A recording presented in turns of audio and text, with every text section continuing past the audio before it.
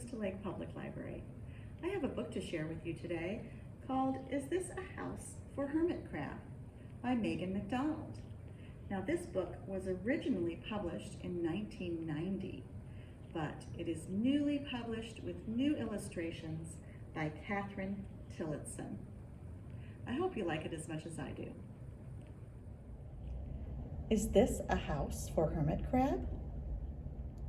Hermit Crab was growing too big for the house on his back. It was time to find a new house. He crawled up out of the water looking for something to hide in, where he would be safe from the porcupine fish. He stepped along the shore by the sea in the sand, scritch, scratch, scritch, scratch, until he came to a rock. Is this a house for Hermit Crab? Turning himself around, Hermit Crab backed his hind legs beneath it. The rock would not budge. It was too heavy. So he stepped along the shore by the sea in the sand, scritch, scratch, scritch, scratch, until he came to a rusty old tin can. Is this a house for Hermit Crab? When he tried to walk with the can on his back, it bumped and clunked. It was too noisy. So he stepped along the shore by the sea in the sand, scritch, scratch, scritch, scratch, until he came to a piece of driftwood. Is this a house for Hermit Crab? Hermit Crab crawled deep inside the rounded hollow at one end.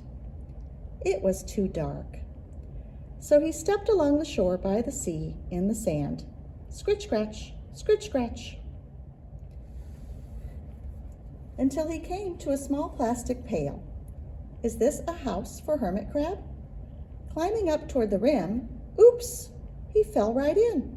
He clawed and he clawed until he climbed back out. It was too deep. So he stepped along the shore by the sea in the sand, scritch, scratch, scritch, scratch, until he came to a nice round hole in the sand. Is this a house for Hermit Crab? He poked his head down into the opening.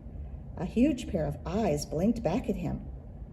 Hermit Crab shivered as he scurried away from the big fiddler crab peering out of its burrow.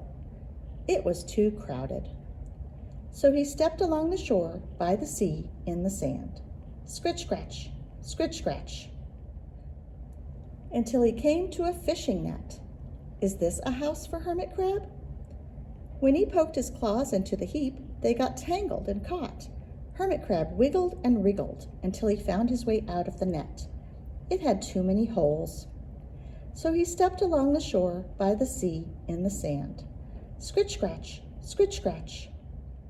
All of a sudden, a gigantic wave tossed and tumbled pebbles and sand over Hermit Crab's head.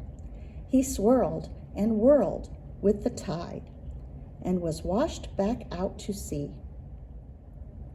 Sleeker than a shark, the prickly porcupine fish darted out from its hiding place in the tall seaweed.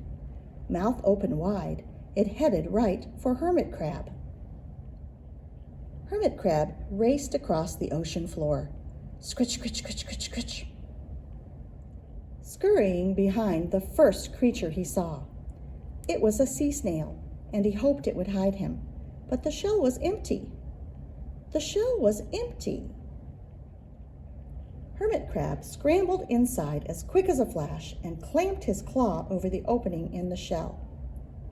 The porcupine fish circled the small shell 3 times, but it could not catch sight of the crab it had been chasing.